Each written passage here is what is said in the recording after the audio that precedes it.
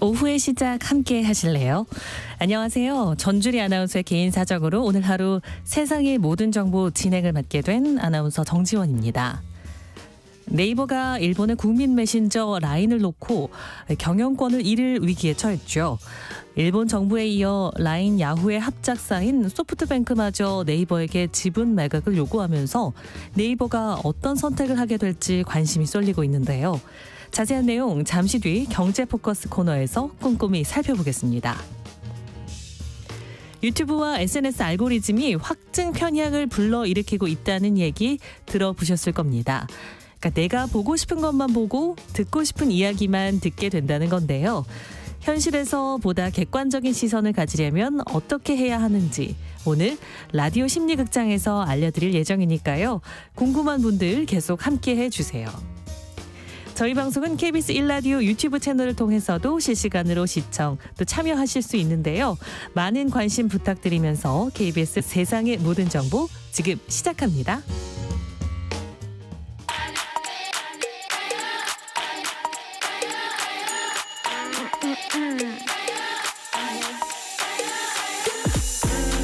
혹시 뉴스 빠뜨리셨나요? 한낮에 전해진 소식들 꼼꼼히 정리해드리겠습니다. 오늘의 뉴스 조현정 시사평론가와 함께합니다. 안녕하세요. 네, 안녕하세요. 이번 주가 의정 갈등의 최대 분수령이 될 거란 전망이 나오고 있습니다. 정부는 의대 정원을 2,000명으로 늘리기로 한 근거 자료를 법원에 모두 제출했다. 이렇게 밝혔는데요. 네. 이를 두고도 논란이 일고 있는 모양이죠. 예, 그렇습니다. 이 앞서서 의대생과 교수, 전공의들이 이 의대 2,000명 증원 결정의 효력을 멈춰달라 하면서 정부를 상대로 낸 집행정지 신청인데요. 이 항소심 결과가 한 오늘부터 17일 사이에 이번 주 안에 나올 전망이에요. 네. 먼저 서울행정법원 1심 때는 각하를 했었는데 이번에 항소심에서 서울고법으로 올라간 거죠. 그러고 나서 이제 재판부가 정부에 의대 정원이 어떤 절차를 거쳐서 언제 최종 확정되는지 규모는 또 어떤 식으로 도출을 했는지 이런 식의 근거 자료를 낼 것을 요청을 했습니다. 이에 정부가 자료를 냈는데요.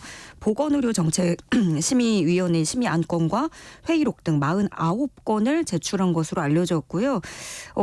좀 면면을 보면 여기에 응급실을 전전하다가 치료를 못 받고 숨진 사례, 그 서울 아산병원 간호사 사망 사건 네. 기사, 또 보건의료 인력 실태 조사, 이거는 의사 평균 임금이 간호사보다 3배 이상 높다라는 내용이 들어있는데 이런 식의 자료가 포함된 것으로 알려졌고요. 다만 정원배정위원회 내용은 빠졌습니다. 이 정부는 그 위원들의 개인정보, 이름이라든가 소속 같은 게 밝혀지면 이분들이 좀 위험할 수 있다라는, 그렇기 때문에 개인정보를 보호하기 위함이라는 입장을 보이고 있고요. 그래서 이 정원배정위원회 내용은 빠졌다.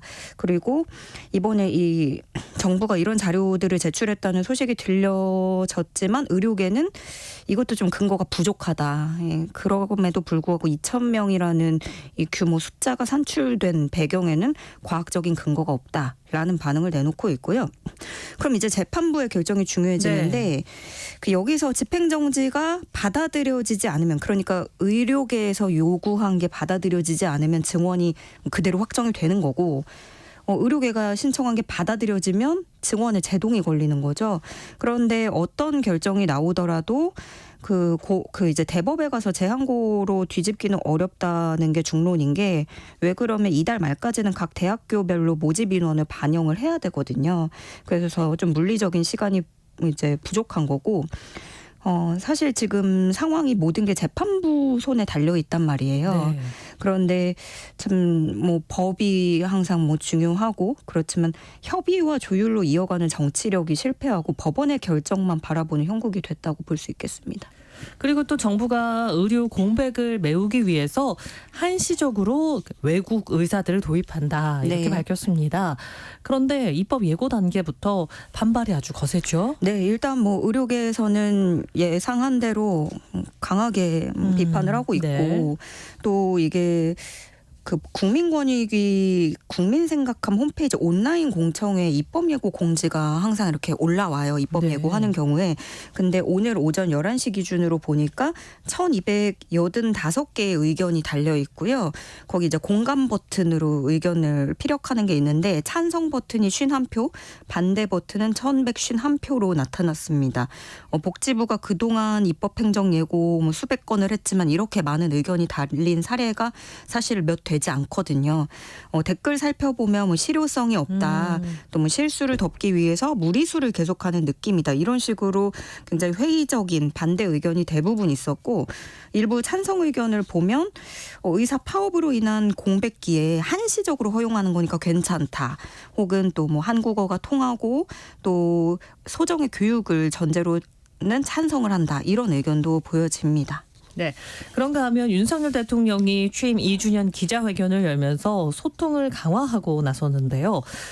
그럼에도 대통령 국정 수행 지지율은 제자리 걸음을 하고 있다고요? 네, 오늘자 이제 국정 수행 지지율 여론조사가 나와서 대대적으로 보도가 되고 있는데 이 조사는 에너지경제신문 의뢰로 여론조사 업체 리얼미터가 지난 7일부터 10일까지 나흘간 전국 18세 이상 유권자 2,011명을 대상으로 실시했고요. 오늘 공개한 조사 내용입니다. 전화 ARS 조사 방식으로 진행이 됐고요. 조사 응답률은 2.6%, 표본 오차는 95% 신뢰 수준의 플러스 마이너스 2.2%포인트, 정당 지지도 조사 응답률은 2.4%, 표본 오차는 95% 신뢰 수준의 플러스 마이너스 3.1%포인트였습니다. 보다 자세한 내용은 중앙선거 여론조사 심의위원회 홈페이지 참조하시면 되고요. 이 결론 좀 보면 윤 대통령 국정 운영에 대한 긍정평가 응답률은 30.6%, 부정평가 응답률이 66.6%로 나타났습니다. 이 같은 조사기관 조사를 봐도 쭉쭉 32.6%, 30% 이렇게 그 30% 초반대를 계속 그 안에서 좀 벗어나지 못하고 있어요. 부정평가는 이번에 전주하고 비교를 하면 1.1%포인트 상승을 했고요. 지역별로 보면 영남에서 오르고 충청과 호남에서 내린 게 좀 눈에 띄는 부분인데 사실 이게 취임 2주년 기자회견 직후에 나온 여론조사예요. 네. 정부 정책 기조 앞으로의 대응을 윤석열 대통령이 생중계로 나서서 직접 제시를 했고 소통을 계속 강조를 했고 저부터 달라지겠다 선언을 하기도 했고 김건희 여사에 대해서는 처음으로 사과를 하는 모습도 보였지만 네. 그 기자회견이 어떠한 반전 효과를 불러오진 못했다. 의미 있는 여론 변화로는 이어지지 않은 모습입니다. 이 업체 여론조사 업체 리얼미터에서는 특검 이슈가 한동안 난제로 작용할 것이고 또 라인 사태도 눈여겨볼 변수가 될 거라고 전망하고 있습니다. 네, 상황이 이런 가운데 검찰은 김건희 여사에게 명품 가방을 건넨 최재형 목사를 소환 조사를 하고 있죠. 네, 얼마 전에 이원석 검찰총장이 이 김건희 여사 관련해서 신속한 수사를 하라 이렇게 지시한 이후에 검찰의 움직임에도 속도가 붙는 모습인데요. 이 최재형 목사는 명품백을 건넨 당사자죠. 지금은 청탁금지법 위반, 주거침입 혐의 등을 받고 있고요. 피의자 신분입니다. 최재형 목사는 오늘 오전에 9시 20분에 서울중앙지검에 도착을 했다고 하고요. 이번 사건으로 이 최 목사가 검찰 조사를 받는 건 처음인데 검찰은 불러다가 가방을 건넨 경위 또 청탁 여부 등을 확인할 계획이라고 하고요. 이미 검찰이 최 목사에게 요구를 했던 게 가방 전달 장면이 담긴 영상이 퍼지고 그랬었잖아요. 그 원본을 달라. 그리고 또 김건희 여사와 주고받은 휴대전화 메시지, 대화 내용 등을 제출해달라 이렇게 요청한 것으로 확인이 됐습니다. 또 이후에는 이 촬영할 때 썼던 가방, 카메라를 제공하고 윤 대통령 부부를 고발한 백은종 서울의 소리 대표도 오는 20일에 불러다가 조사할 예정이고요. 그런데 지금 이 검찰 수사 자체로도 해석이 분분해요. 네. 그러니까 법조계 한편에서는 이게 검찰이 정치적 수사를 하고 있다라는 지적도 나오는데 왜냐하면 검찰이 통상적으로는 형사처벌을 전제로 수사를 한다는 거예요. 네. 그런데 이거는 이게 직무적인 관련성도 따져야 되지만 그러면서 이게 공직자 본인이 아닌 배우자가 해당이 되는지 이게 법적으로 분분하고 그래서 처벌이 사실상 어려울 텐데 야당 쪽에서 특검으로 밀고 나가니까 이걸 대신에 좀 면피하려는 수사가 아니겠느냐라는 내용이 법조계에서도 나오고 있는 거죠. 그리고 이원석 검찰총장도 충분히 이런 지적을 들었을 거예요. 그러다 보니까 이제 추후 말씀드릴 기회가 있을 것이고 일선 수사팀에서 수사하는 것을 지켜봐 주시길 부탁드린다. 이 정도로 얘기를 했습니다. 네, 그런 가운데 윤석열 대통령은 오늘 국민의힘 새로운 지도부와 만찬을 가질 예정이고요. 또 향후 국정 운영 방향을 논의할 것이다. 이렇게 알려졌네요. 네, 그동안에도 윤 대통령 이제 여당의 새로운 지도부가 들어서면 그 한남동 관저나 대통령실로 초청을 해서 식사를 함께 해 왔었는데요. 이번에도 그 황우여 비대위원장 또 며칠 전에 선출된 추경호 원내대표, 정점식 정책위의장 또 비상대책위원회에 새롭게 합류한 유상범 전주의 엄태영 의원과 김용태 비대위원 등이 참석을 합니다. 또 어제 인선이 발표된 성일종 사무총장과 배준영 원내수석 부대표도 자리에 함께한다고 하는데요. 아무래도 이제 상견례를 겸한 자리이다 보니까 얼마 전에 또 대통령실 참모진들도 새롭게 구축이 된 만큼 같이 참석을 할 전망입니다.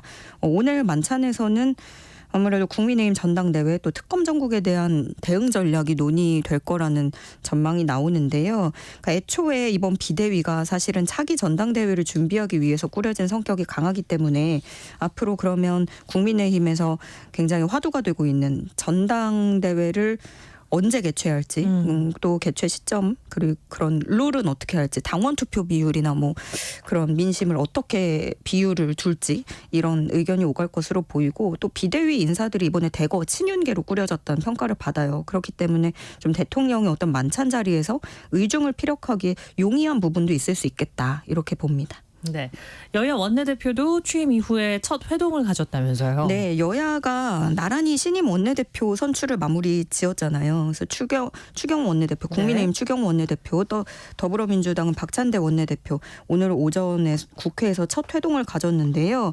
앞으로 이제 제 원내대표들이 수행해야 될 과제들이 산적해 있는데 그중에 큰 하나가 바로 22대 국회 원구성입니다. 이제 좋은 자리를 서로 이제 누가 가져가느냐 이게 관건이 되는 건데 운영위원회와 법사위원회가 항상 뜨거운 감자죠. 그래서 민주당은 운영위와 법사위원장을 확보하겠다고 공언을 해왔고 국민의힘은 이거 두 개 안 그래도 거대 야당인데 두 개 다 가져가면 어떡하냐 이런 거예요. 그리고 또 원구성뿐만이 아니라 역시 예상대로 이 해병대 최상병 특검법에 대해서 박찬대 원내대표가 이제 추 원내대표에게 대통령께 특검법 수용을 건의하는 게 민심을 받드는 일이 아닌가 조심스럽게 말씀드린다 이렇게 얘기를 했고 또 야당이 밀고 있는 민생지원금을 위한 추경 편성에도 여당이 적극 협조해 줄 것을 요구를 했다고 하고요. 그 추경호 원내대표는 대화로 잘 우리가 풀어낼 수 있을 것이다. 좀 다소 원론적인 답변을 내놨는데 다만 이제 두 사람이 앞으로 일주일에 한 번씩은 식사를 좀 하자라는 식의 대화를 오갔다는 얘기가 전해집니다. 네. 그런데요. 아직 개원도 하지 않은 22대 국회. 벌써부터 순탄하지는 않을 것이다. 전망이 나오고 있습니다.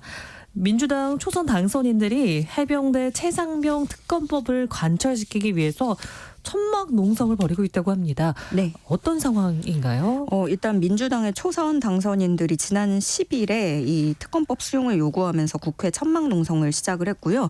여기에 민주당 또 조국혁신당뿐만이 아니라 개혁신당, 정의당, 진보당, 새로운 미래까지 장외에서 특검 수용을 압박하고 나섰습니다.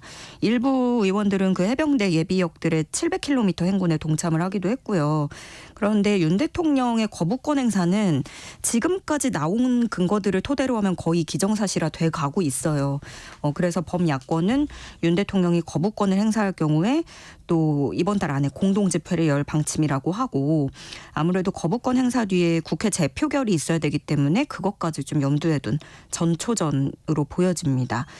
이들은 윤 대통령이 셀프 면죄부를 통해서 회피하는 게 아니라면 이제라도 책임 있는 태도로 수용해야 될 것이다 강조를 했는데 반면에 국민의힘은 못된 협잡을 멈추라라고 나섰어요. 나쁜 선동부터 배울 게 아니라 진짜 정치를 배워야 된다라는 논평을 냈는데 지금 여야 지도부가 꾸려지고 22대 국회 시작이 다가오면서 이런 주요 쟁점 현황을 두고 긴장감은 더 커지고 있습니다.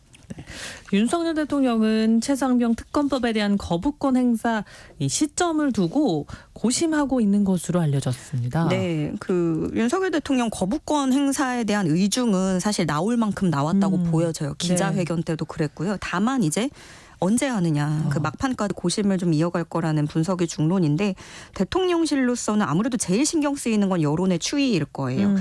그리고 또 그러다 보니까 이게 10번째 거부권을 가느냐 마느냐에서 여당 일각에서 이런 얘기도 나오거든요. 조건부로 수용을 하자.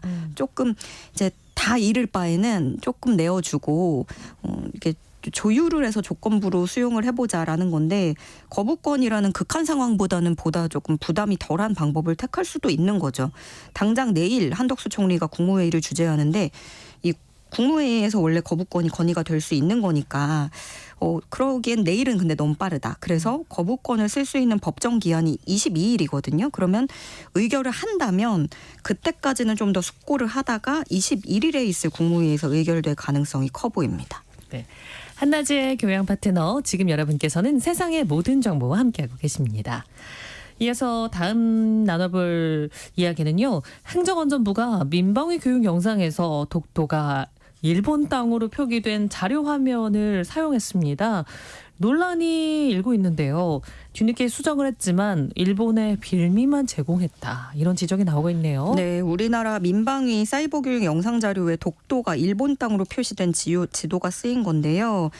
앞서 지난 2월에도 외교부가 운영하는 해외여행 정보 제공 사이트에서 독도를 대한민국 공관으로 표시를 하면서 이거는 사실상 독도가 한국 땅이 아니라는 뜻을 내포한 그런 자료를 보였는데 이게 그 외교부에서 그 미국 NBC 방송 화면을 인용한 거예요. 그 행정안전부가 민방위 사이버 교육 자료에.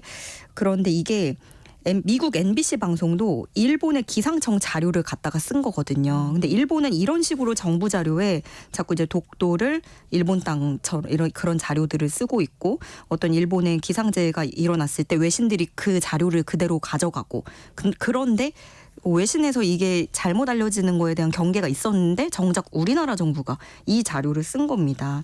그리고 또 지난해 말에도 국방부 정신교육 자료에서도 독도를 분쟁 지역으로 기술을 해서 이때도 큰 논란이 됐었는데 이번에 민방위 교육 자료로 논란이 일자 행안부도 문제 영상을 삭제를 하고 재발 방지를 약속을 했지만 질타를 받고 있습니다. 근데 통상적으로 이런 경우 제가 말씀도 드렸지만 이제 외신 자료를 갖다 쓰거나 또 제작업체 자료를 사용하기 때문에 뭐 사람이 하는 일에 누락이나 실수는 있겠지만 외교적으로 워낙 민감한 사안인데다가 일본이 이걸 뭐 근거로 또 역으로 근거로 활용할 수 있다는 점에서 이게 우리 정부가 너무 안일했다 이런 비판이 나옵니다. 네, 이런 가운데 조국 혁신당 대표가 오늘 독도를 방문한다고요? 네, 조국 대표와 조국 혁신당 당직자 이렇게 해서 7, 8명이 방문을 한다고 하고 오전에 울릉도로 출발을 해서 오후에 독도로 가는 코스인데요. 조국 혁신당은 독도는 우리 땅이다. 윤석열 정권의 대일 굴욕 외교를 심판하겠다라고 밝혔습니다. 그런데 지금 상황이 한창 네이버 라인 사태가 벌어지면서 좀 이걸 염두에 두고 항의 차원으로 해석이 되고요. 뭐 야권에서 어떻게 보면 좀 자극적일 수는 있지만 야권에서 가장 선명성을 드러낸다는 평가를 받는 당이니까 조국 혁신당다운 행보일 수도 있는 거예요. 그렇지만 여권에서는 민감한 시기에 독도 방문은 반일 감정 조장이다 이렇게 불편한 기색을 드러내고 있고 또 일각에서는 지금 이렇게 이슈화 시키는 자체가 어떤 일본의 의도에 말려드는 행위이기 때문에 걱정이 된다 이런 지적도 제기가 됩니다. 네, 그럼 끝으로 일본 정부가 즉각적으로 반응을 했는데 이 이야기로 마무리 부탁드리겠습니다. 네, 지난달에도 민주당 경기도당 대일구력 외교대책위원회 독도수호단 17명이 독도를 찾았고요. 이것도 이제 일본의 독도 영유권 주장이 너무 노골적이고 계속되다 보니까 그 규탄을 하러 간 거였는데 일본 정부가 당일 즉시 성명을 발표해서 항의를 했습니다. 일본 외무성은 성명을 내고 일본의 사전 중지 요청에도 한국 국회의원이 다케시마에 상륙을 했다. 역사적 사실에 비춰봐도 국제법상으로도 명백히 일본 고유의 영토라는 점을 고려를 하면 도저히 받아들일 수 없고 극히 유감이고 재발 방지를 강하게 요구했다라고 이제 성명을 냈습니다. 오늘의 뉴스 여기까지 함께하겠습니다. 조현정 시사평론가 고맙습니다. 네, 고맙습니다. KBS 1라디오 세상의 모든 정보 함께하고 계신 지금 시각은 12시 39분을 지나고 있습니다. 이 시각 교통정보 알아보고 오겠습니다. 시각 교통정보입니다. 공기질도 깨끗하고 날도 좋아서 운전하기에도 작업하기에도 좋은 날씨입니다. 고속도로에선 점심시간을 전후로 교통량은 줄었지만 작업에 영향받는 곳들인데요. 중앙고속도로 부산 방향 만종 터널 부근 1차로의 작업 때문에 만종 분기점부터 정체가 되고 있고요. 이후 금대 2터널에서 치악 휴게소 사이로는 노면 작업 때문에 2, 3차로가 모두 차단돼 있습니다. 뒤로 2km 구간 크게 답답합니다. 통영 대전고속도로 통영 쪽 산내 분기점 부근 정체도 2차로가 비탈면 보강 작업으로 막혀 있어서고요. 영동고속도로 인천 쪽 사고로 인한 정체 모두 해소됐지만 반대 강릉 방향 양지 부근 갓길에선 고장난 차 수습 중이고 뒤로 반월터널부터 군포까지 5km 구간 차가 많습니다. 서울시내는 서부간선 지하도로 일찍 쪽 2km 지점 2차로가 고장난 차로 차단돼 정체가 되고 있습니다. KBS 교통정보센터에서 공인이었습니다.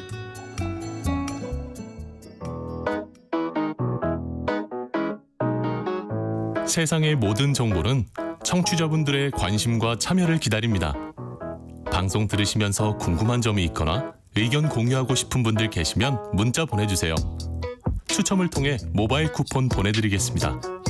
참여하실 번호는 샵 9730이고요. 짧은 문자 50원, 긴 문자 100원의 이용료가 부과됩니다. 콩 게시판을 통해서는 무료로 참여하실 수 있고요. KBS 1라디오 유튜브 채널을 통해서도 실시간으로 시청 참여하실 수 있습니다. 일본의 국민 메신저 라인 그리고 네이버와 관련해 새로운 뉴스가 계속해서 나오고 있죠. 최근 돌아가는 상황을 보면 네이버 입장에선 그야말로 토사구팽이라는 말이 나올 수밖에 없는데요.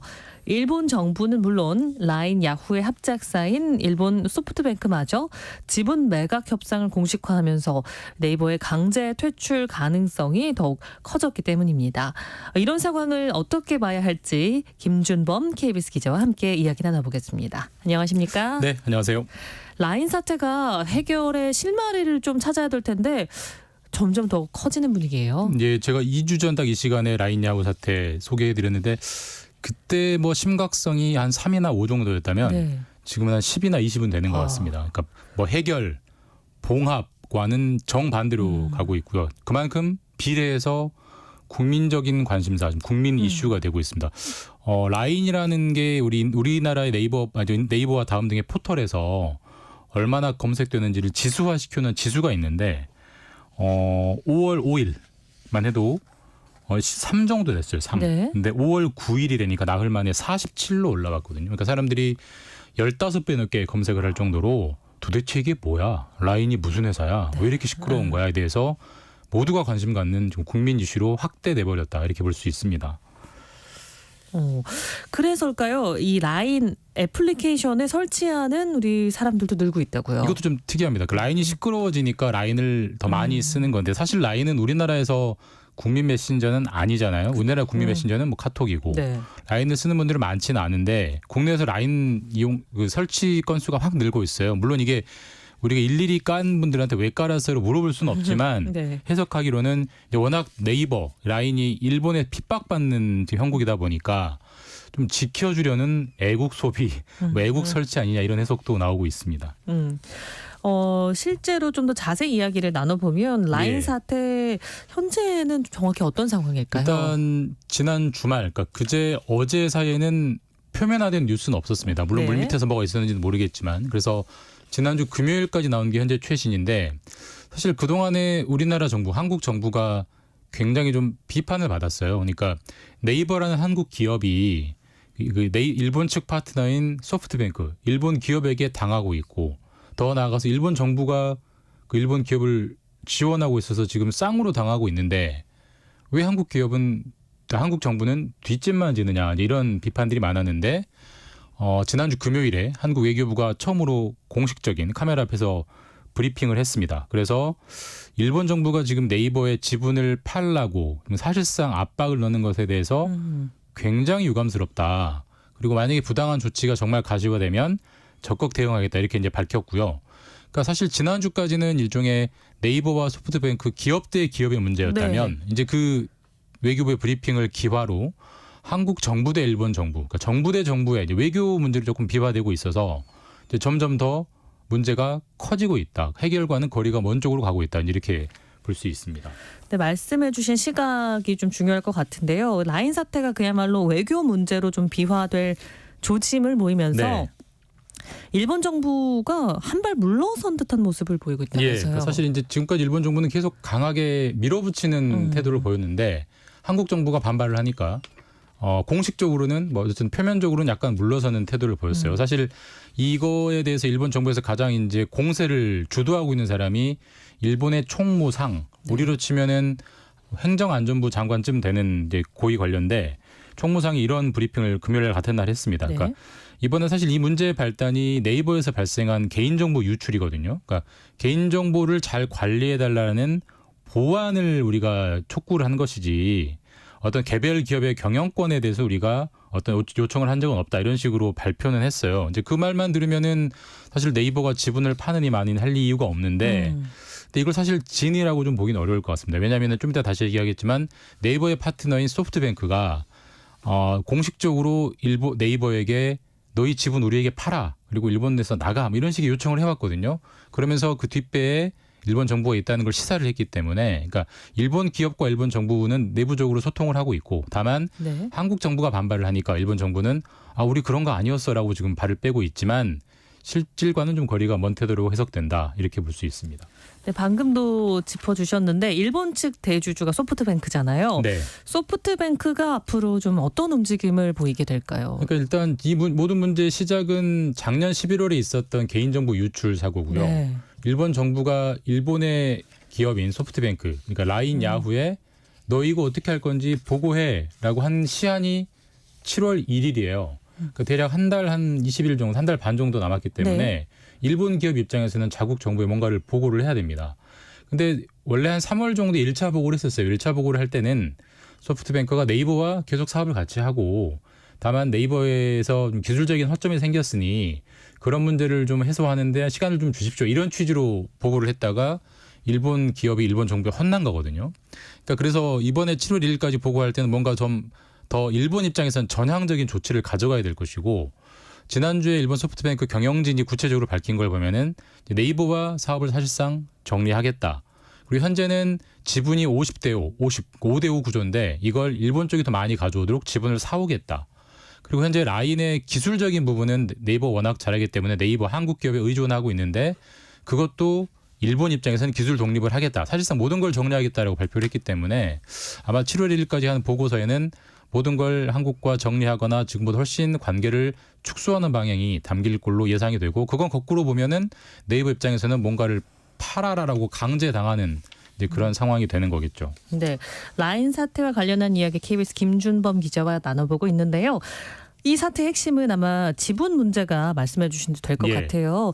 향후 앞으로 좀 어떻게 바라보십니까? 그러니까 이게 지금 우리가 보통 외국 기업이랑 한국 기업이 합작을 하면 합작은 할 수 있는데 그래도 어느 한쪽이 조금은 더 많게 합작을 하거든요. 51대 49, 60대 40. 근데 여기는 네이버와 소프트뱅크는 굉장히 특이하게 정확하게 50대 50으로 합작을 했어요.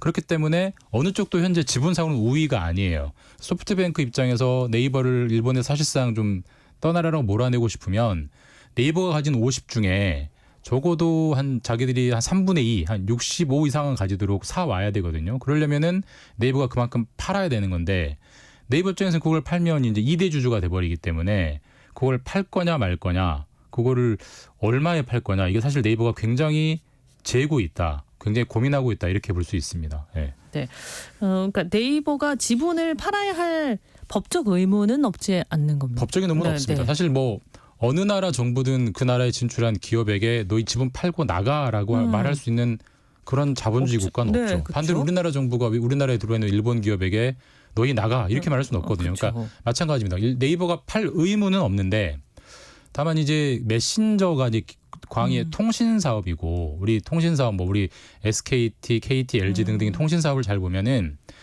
하나하나가 규제 산업이에요. 우리 보통 가격 하나 정할 때도 정부한테 허가를 받거든요. 그러니까 굉장히 규제 산업이 강한 산업이기 때문에 사실 일본에서 사업을 할 기업 입장이 일본 정부의 말을 안 듣고 속된 말로 일본 정부의 미운털을 받고 사업하기 쉽지는 않아요. 그렇겠죠. 근데 일본 정부가 사실상 뭐 반강제적으로 팔으려고 나오고 있는 상황이어서 그게 옳건 그르건 네이버가 그걸 100%다 거절을 한다면 사업을 할 수는 있겠지만 앞으로 굉장히 피곤한 일들이 많이 생길 거기 때문에 그렇기 때문에 네이버 입장에서도 이번에 조금 정리를 할까 혹은 아예 다 팔아버릴까 이런 걸 좀 고민하고 있다. 그리고 실제로 네이버로서도 우린 팔지 않는다라고 밝히고 있지 않고 공식 브리핑을 봐도 어떤 방향이 네이버의 미래에 도움이 될지 숙고하고 있습니다. 이건 사실 결국 다 팔지 조금만 팔지 그리고 가격을 얼마로 할지 이런 거를 내부적으로 계산하고 있다 이렇게 보입니다. 말씀해 주신 부분이 핵심이 될 것 같아요. 이제 지분 매각 협상이 본격화된다면 지분을 과연 얼마에 팔 것이냐 또 가격 얼마가 될 것이냐 이렇게 계속 초점이 맞춰질 것 같아요. 그러니까 지금 라인이라는 회사는 이제 정확하게는 라인 야후라는 기업이 지배를 하고 있고요. 네. 그 라인 야후의 그 위에 또 A홀딩스라는 기업이 또 지배하고 있고 그 A홀딩스를 네이버와 소프트뱅크가 5대5로 지배하고 있는 네. 거거든요. 그럼 지금 라인을 운영하는 라인 야후라는 회사 몸값이 중요한 건데 거기가 지금 얼마냐? 지금 일본 증시에 상장된 가격으로 대략 한 25조 원 정도 됩니다. 네. 그러면은 네이버의 지분을 50%라고 잡으면 기업 가치 25조 중에 절반이니까 대략 한 12, 13조 되는 건데 그럼 소프트뱅크가 그걸 다 살려면 12, 13조를 네이버에 줘야 되는 거죠. 네. 근데 네이버가 일부만 판다면 또 거기에 대해서 비례적으로 가격은 깎일 거고요. 근데 다만 우리가 기업 간의 주식을 거래할 때 그 주식 수 곱하기 주가로만 계산하진 않고 경영권을 가져가게 되면 사실 돈을 더 얹어줘야 되거든요. 왜냐하면 경영권이라는 거는 무형의 가치지만 회사를 지배하는 거니까. 그래서 소프트뱅크 입장에서 네이버 주식을 다 사려면 사실상 10몇 조 원을 줘야 되기 때문에 네이버로서는 뭐 사실 이번에 털고 나와버리면 현금 수익은 크게 생기는 건 맞고요. 반대로 소프트뱅크로서는 그만큼 자기들이 현금을 가지고 있는지를 따져보고 사실 이제 매수 제한을 넣을 수밖에 없는 상당히 큰 덩치가 큰 기업이기 때문에 지분을 다 산다라는 게 마냥 쉽지는 않습니다. 이게.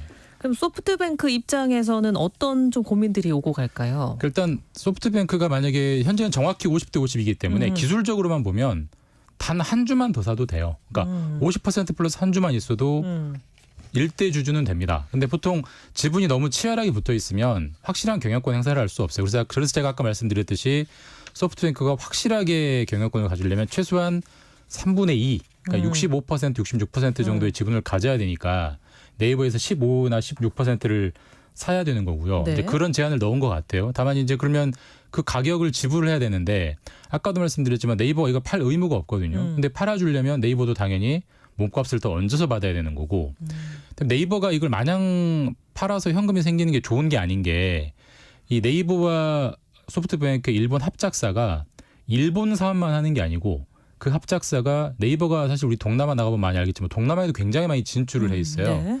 그 라인이라는 이용자가 한 2억 명 되는데 1억 명은 일본 사람이고 나머지 1억 명은 동남아의 아시아인들이거든요. 근데 그 동남아 사업의 거점도 일본 그 합작사이기 때문에 네이버 입장에서는 합작사를 잘못 팔아버리면은 일본 사업이 정리되는 거는 두 번째 문제고 동남아 사업까지 다 정리가 돼버리는 거예요. 그걸 정교하게 다 발라내야 되는 작업들이 있기 때문에 이게 사실 지분율을 몇 %를 팔 거냐, 그다음에 가격을 얼마로 할 거냐는 사실 당사자들 아니면 굉장히 어려운 기술적인 크리티컬한 문제인 것 같고요. 어쨌든 그런 방안들을 토대로 계속 매각 협상은 하는데 어쨌든 상수는 일본 정부가 계속 나가라고 눈치를 주고 있기 때문에 네. 그 압력이 네이버와 소프트뱅크에게 누구에게도 유리하게 작용할 거냐 이런 거는 좀 지켜봐야 될 시장 상황을 좀 지켜봐야 될 것 같습니다. 그런 와중에 좀 궁금해지는 게 라인과 야후가 지금 좀 수익은 어떤지 예. 돈은 잘 벌고 있는지 알짜 기업인 건가? 알짜 기업이었습니다. 쓰는데 네. 작년까지는 돈을 잘 벌었는데 올해부터는 좀 시장이 안 좋아지고 있고요. 이게 우리 카카오랑 거의 비슷한 기업이라고 보시면 되는데 라인은 시가총액이 25조, 카카오 21조 정도 되거든요. 네. 근데 카카오도 이제 수익성이 좀 떨어지고 있는데 라인도 마찬가지로 수익성이 좀 떨어지면서 당장은 뭐 큰 현금을 벌어주는 기업은 아니지만 사실 우리가 미래 AI 산업을 위해서는 데이터가 굉장히 중요하거든요. 근데 일본에 1억 명이 쓰는 엄청난 데이터를 보유한 기업이기 때문에 일본 정부나 일본 기업 입장에서는 일본인의 데이터를 일본 기업과 일본 정부가 관리하고 싶은 거죠. 그 AI 어떤 막대한 데이터를 보유했다는 가치까지 생각하면은 일본으로서는 놓치고 싶지 않을 거고 그렇기 때문에 우리 입장에서는 다소 억울한 측면이 있고 좀 그런 뉴스 그런 상황이라고 볼 수 있습니다. 네. 네, 세상의 모든 지식 월요일 경제 포커스 오늘 여기까지 함께하겠습니다. 김준범 기자 고맙습니다. 감사합니다.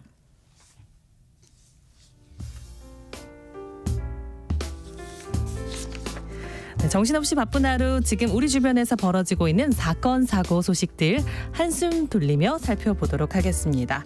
잠시 후 이어지는 2부에서는 하프타임 뉴스가 준비되어 있고요. 라디오 심리극장 커피로 맛보는 역사 기다리고 있습니다. 계속해서 많은 청취 부탁드리겠고요. 그럼 저는 1시 정각 2부에 다시 찾아오겠습니다.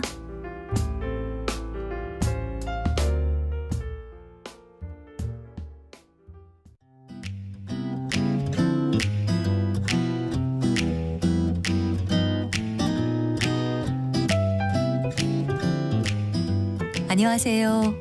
바른말 고운말입니다. 어떤 것이 맞는 것 같기도 하고 아닌 것 같기도 해서 분간이 잘 안 될 때가 있지요. 이런 경우 아리송하다라는 표현을 종종 사용합니다. 그런데 아리송하다는 이렇게 그런 것 같기도 하고 그렇지 않은 것 같기도 해서 분간이 어렵다는 뜻도 있지만 기억이나 생각 따위가 떠오를 듯하면서도 떠오르지 않는다는 의미이기도 합니다. 비슷한 표현으로는 알쏭하다가 있습니다.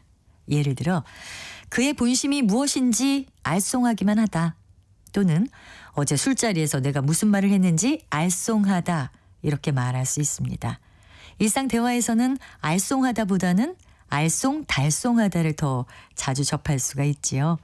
알쏭달쏭하다는 알쏭하다와 달쏭하다가 합해진 것이 아닐까 생각할 수도 있지만 달쏭하다란 형용사는 우리말에 없습니다.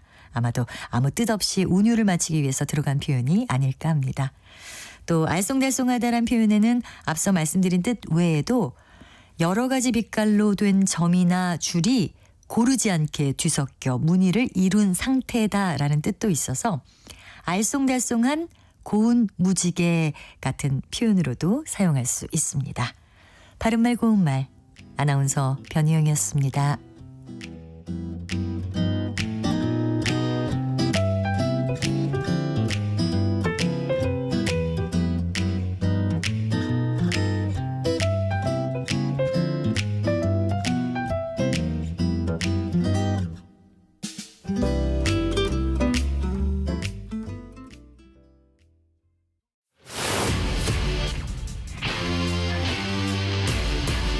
토론에 정답은 없습니다.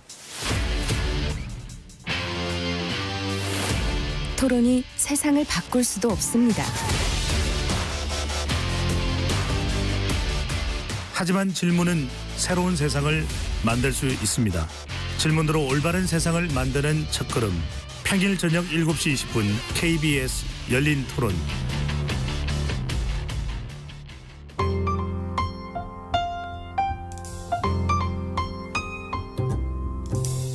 어떤 하루 보내고 계신가요? 눈코 뜰 새 없이 바쁘게 지나가는 한 주. 월요일부터 금요일, 매일 밤 10시부터 12시까지는 오롯이 당신만을 위한 시간입니다. 당신을 위한 지식 쉼터. 오늘 밤 일라디오.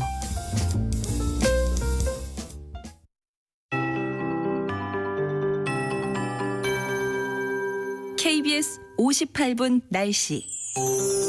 오늘은 미세먼지 걱정 없는 맑은 날씨가 이어지겠습니다. 따사로운 봄볕이 내리쬐며 낮 기온도 크게 오르겠습니다. 어제보다 2, 3도 정도 더 높겠는데요. 서울과 강릉 24도, 춘천, 대전, 전주 25도, 대구 26도로 어제보다 더 따뜻하겠고요. 25도로 웃도는 지역은 다소 덥게도 느껴지겠습니다. 그만큼 낮과 밤의 기온차가 크다는 점 염두에 두시고요. 퇴근길에는 옷깃을 잘 여미셔야겠습니다. 오늘 전국이 대체로 맑아서 야외 활동하기 좋겠지만 낮 동안에 자외선이 강해서 자외선 차단을 잘 해주셔야겠습니다. 한편 건조주의보가 발효 중인 강원 동해안에는 대기가 무척 메말라 있습니다. 그 밖에 동쪽 지역도 대기가 건조해지겠고요. 바람도 강하게 불어서 불이 나기 쉬운 날씨입니다. 산불 나지 않도록 조심해야겠습니다. 내일까지 맑은 날씨가 이어지다가 모레 부처님 오신 날에는 오전에 경기 북부부터 비가 시작돼 오후에는 중부 중부지방과 경북 지역에 가끔 비가 올 것으로 예상됩니다. 모레 밤사이 강원 산지는 기온이 낮아져 비가 눈으로 바뀌어 내리는 곳도 있겠습니다. 비가 오면서 중부지방을 중심으로는 낮 기온이 20도를 밑돌겠고 바람도 강하게 불어서 모레는 선선해지겠습니다. 현재 서울의 기온은 23.1도, 습도는 31%입니다. 조하늘입니다.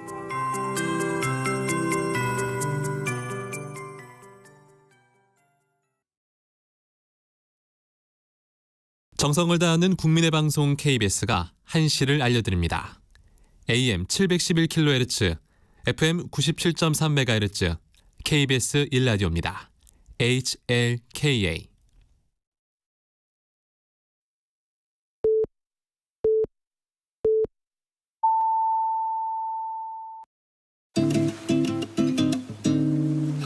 나른한 오후를 책임질 영양 만점 지식 비타민. 세상의 모든 정보.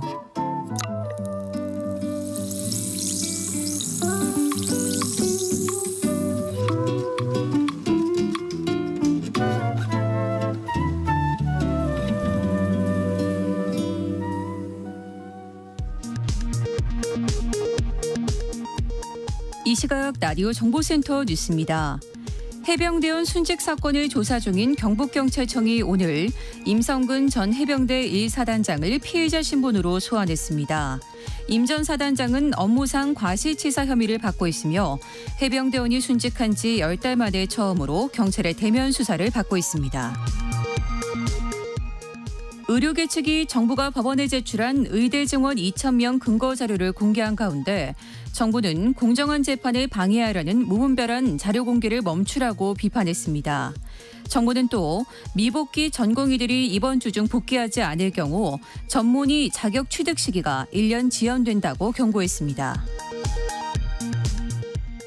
5월 1일부터 10일까지 수출액이 반도체와 선박 실적 개선 영향으로 1년 전보다 16.5% 증가했습니다. 월간 수출액은 지난해 10월부터 지난달까지 7개월 연속 전년 동기 대비 증가세를 이어갔습니다. 김건희 여사에게 고가의 가방을 건넨 최재형 목사가 오늘 검찰에 피해자 신분으로 출석했습니다. 이번 사건으로 최 목사가 검찰 조사를 받는 건 이번이 처음입니다. 태국에서 한국인을 살해한 혐의를 받는 피해자 중 한 명이 국내에서 경찰에 붙잡혔습니다. 경남경찰청 형사기동수사대는 어제 오후 20대 한국인 남성을 전북 정읍에서 긴급 체포해 조사하고 있습니다. 지금까지 라디오 정보센터 뉴스 정한나였습니다.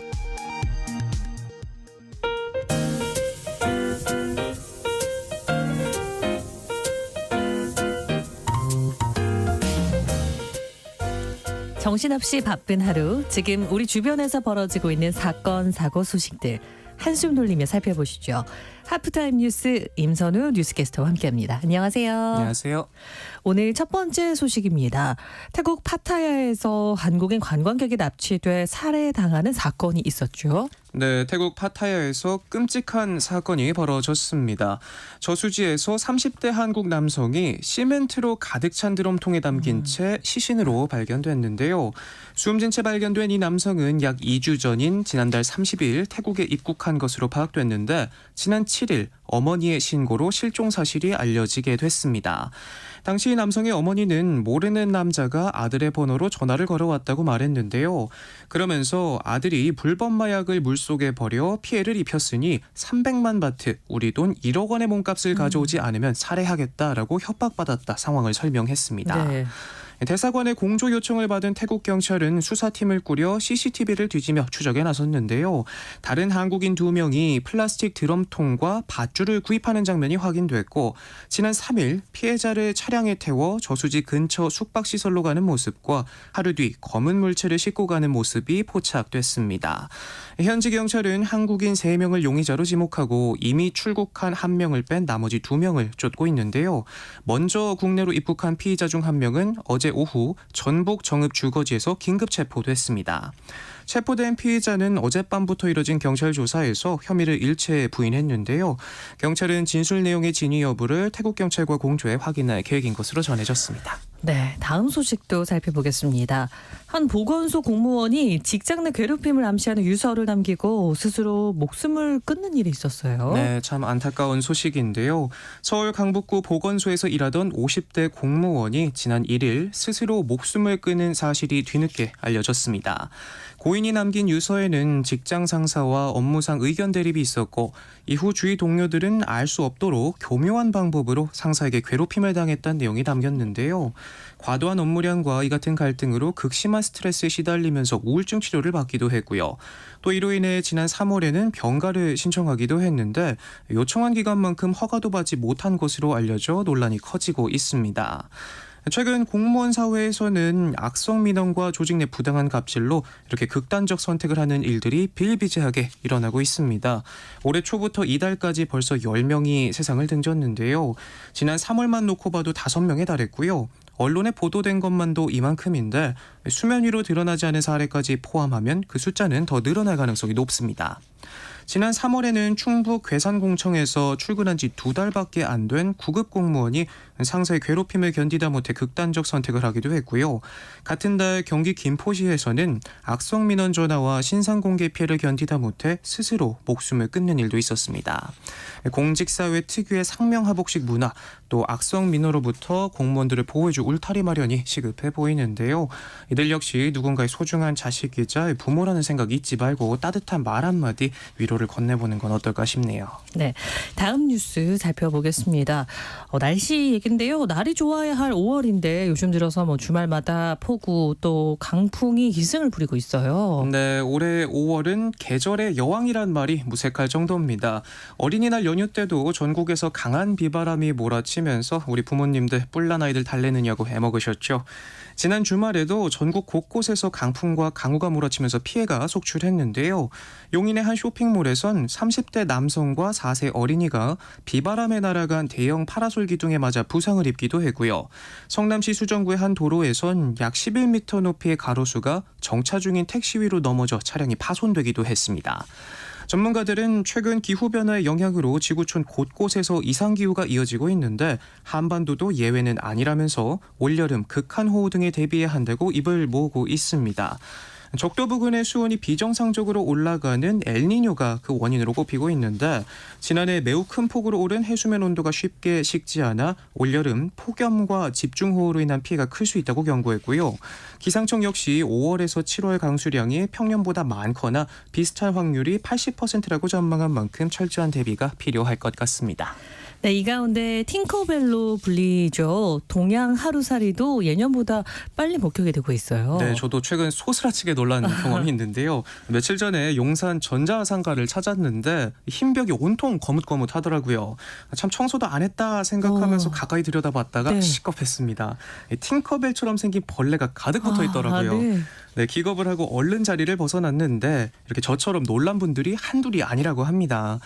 주로 한강 주변에서만 목격되던 이 동양 하루살이떼가 이달 들어 서울 도심 곳곳에서 발견되고 있다고 합니다. 더운 날씨로 대기 움직임이 활발해지면서 강과 거리가 있는 지역까지 더 멀리 반경을 넓혀가고 있는 건데요.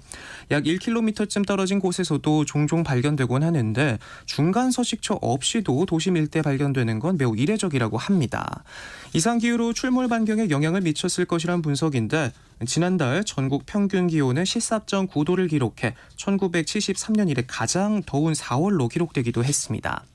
이처럼 올 여름은 그야말로 찜통 더위가 오랜 기간 이어질 것으로 보이는데 각종 온열 질환 또 진드기가 기승을 부릴 것으로 보입니다. 지난해 온열 질환 환자는 1년 새 80% 넘게 늘면서 3천 명이 육박했는데 문제는 올해 여름이 더 강하고 더 길다는 점입니다. 감염병의 주범으로 불리는 참진드기도 무더위 때 경계 대상인데요.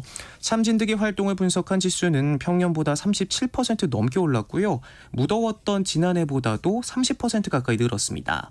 가만히 있어도 지치는 무더위 예방수칙 잘 지켜주셔야겠죠.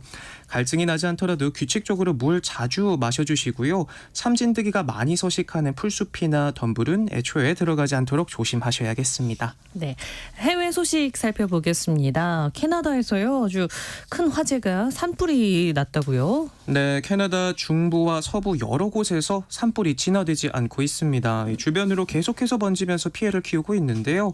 지난 10일 발생한 산불은 강한 바람을 타고 다음 날 2배로 규모가 커졌습니다. 브리티시 컬럼비아주와 엘버타주, 매니토바주 등 중서부 지역에 걸쳐 이어지고 있는데 여의도 면적의 무려 34배가 넘게 태웠고요. 산불은 통제 불능 상태로 영향권에 있는 지역 주민 3천여 명이 대피하기도 했습니다. 캐나다 정부는 올봄과 여름 기온이 평년보다 높을 것으로 보인다면서 또 다른 재앙적인 산불 시즌에 직면했다고 경고했는데요. 지난해 산불로 23만 명의 주민이 대피하는 등 역대 최악의 피해를 겪었는데 그때 악몽이 다시 또 재현되는 건 아닌지 우려를 키우고 있습니다. 다음 이슈로 넘어가 보겠습니다. 최근 돈이 된다는 이유로요 온라인에서 싸움 현장을 생중계하는 일이 벌어지고 있습니까? 네, 돈이면 다 되는 세상 어쩌다 이 지경까지 왔는지 모르겠습니다. 최근 부산에서 한 50대 유튜버의 살인 현장이 그대로 생중계되는 사건이 있었죠.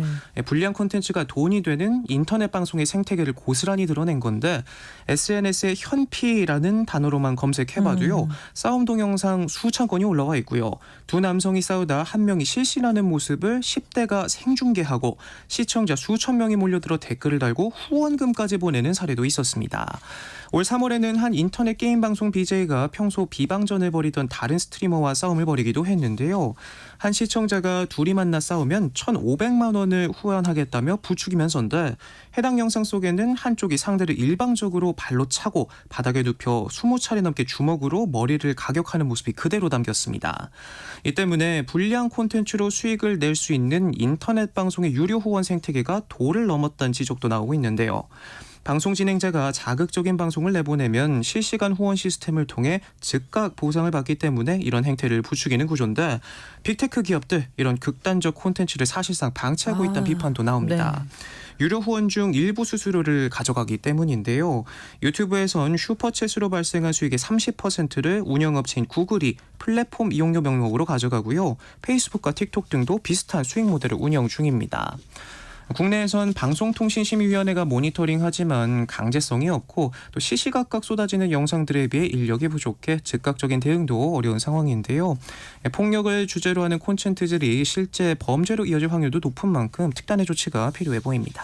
네, 다음 소식은 청취자분들께서 특별히 좀 귀 기울여 들어야 할 소식 같습니다. 중고 거래를 했는데 세금 폭탄을 맞는 일이 벌어지고 있다고요. 네, 피해가 막심하다고 하는데요. 평소 중고 거래를 즐겨하던 한 남성 최근 국세청으로부터 100만 원이 넘는 종합소득세를 납부하라는 안내를 받고 당황했는데 정부가 중고 거래를 가장해 세금을 회피해온 이른바 리셀러들을 과세하고 나섰는데 엉뚱하게도 평범하게 중고 거래에 나선 사람들에게까지 불똥이 튀면서 혼란이 빚어지고 있습니다. 빈대 잡으려다 초과상관 다 태운다라는 말이 떠오르는데요. 국세청은 당근마켓과 중고나라 등 중고거래 플랫폼 이용자들을 대상으로 종소세 신고 안내문을 발송했는데 실제 거래와 수입 내역 간 차이가 있어 혼선이 일고 있습니다. 사업자가 아닌 개인 거래자까지 종소세 신고 연락이 간 건데 종소세 신고 안내를 받았다는 또 다른 중고거래 이용자는요. 당근의 가격을 9,999만 원 이런 식으로 임의로 입력하고 거래 완료 버튼을 누른 적이 있는데 이번에 종소세를 납부하라고 전자알람이 왔다라고 글을 올렸다고 합니다. 그러면서 지난해 특정 한 달간 무려 1억 1,000만 원어치 당근 거래를 했다며 종소세가 400만 원쯤 나왔다. 어이가 없어 문의를 했는데 국세청과 당근의 답변 입장도 서로 달라 혼란스럽다라고 입장을 밝혔는데요. 국세청 측에서는 본인이 거래한 내역이 아닌 것은 제외하고 신고하고 신고 금액이 큰 폭으로 감소한 상황에 대해선 추후에 소명 자료를 제출해야 할 거라고 설명했다고요.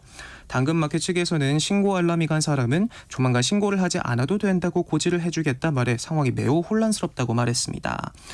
결국 실제 해당 가격으로 이뤄진 거래가 아님에도 소득으로 잡혀 과세 통보가 가면서 임의로 높은 가격을 설정한 사람들에게만 억울한 상황이 발생한 것으로 보이고요. 또 물건이 잘 팔리지 않아 같은 글을 여러 번 올린 경우에도 중복 신고가 됐다는 사례까지 나오면서 엉뚱하게 피해를 보는 사람들이 나오고 있습니다. 예대국세청은 개인에게 과세하려는 것이 아니라 사업자임에도 중고거래를 이용해 탈세하는 이른바 리셀러들을 과세하기 위한 취지로 중고거래 자료 수집 제도가 만들어진 것이라고 입장을 분명히 했는데요. 단순 해프닝이라고 보기에는 많은 분들 놀란 가슴 쓸어내셨을 것 같네요. 네, 마지막 소식으로 넘어가겠습니다. 지난 주말에요. 한강에서 2024 한강 멍때리기 대회가 열렸습니다. 예전에 크러쉬 가수 그분께서 참가했다는 소식도 들었는데 네. 우리 임선우 캐스터도 신청을 했다고 제가 들은 것 같은데 좀 좋은 성적을 거두셨습니까? 네, 안타깝게도 참가하진 못했습니다. 제가 몇 주 전부터 신청해놓고 오매불망 이날만을 기다렸는데 네. 참가 경쟁률이 무려 35대 1이더라고요. 아쉽지만 구경하고 오는데 만족했습니다. 어떠셨어요? 참 재밌는 광경들이 많았는데요. 올해로 10주년을 맞은 한강 멍때리기 대회 초등학생부터 60대까지 80여 개 팀이 참가했는데요. 반가운 얼굴들도 많이 보였습니다. 말씀해 주신 것처럼 1회 때는 가수 크러쉬가 우승을 하게 돼서 화제를 모았죠. 근데 이번에는요. 전 쇼트트랙 국가대표 곽윤기 선수 멍한 표정으로 이날 3등을 거머쥐기도 했고요. 1등은 프리랜서 아나운서인 권소아 씨에게 돌아갔습니다. 참가자들은 90분 동안 어떤 말도 행동도 하지 않고 멍한 상태를 유지했는데 심사를 위해 심박그래프까지 동원되는 등 평화롭지만 굉장히 치열했고요. 그저 우스워 보일 수도 있겠지만 멍때리기 대회는 아무것도 하지 않는 것이 뒤처지거나 무가치하다는 사회 통념을 깨기 위한 목적으로 시작된 나름 유서 깊은 행사인 만큼 바쁜 일상에 지친 이들에게 잠시 쉬어가도 괜찮다라는 메시지를 안겨줬고요. 또 올해 한강에서는 연말까지 무려 120개의 문화레저 프로그램이 준비되어 있으니까요. 저처럼 아쉽게 멍때리기 대회 놓치신 분들 남은 행사도 즐겁게 참여해보면 어떨까 싶네요. 제가 준비한 소식은 여기까지입니다. 네, 내년에 멍때리기 대회 다시 한번 도전해보면 어떠실까 하는 꼭 참가해보겠습니다. 생각도 해봅니다. 임선우 뉴스캐스터와 여기까지 함께하겠습니다. 고맙습니다. 내일 점심 메뉴 추천. 귀로 듣는 푸짐한 지식 한 상 어떠세요? 세상의 모든 정보. 아나운서 전주리입니다.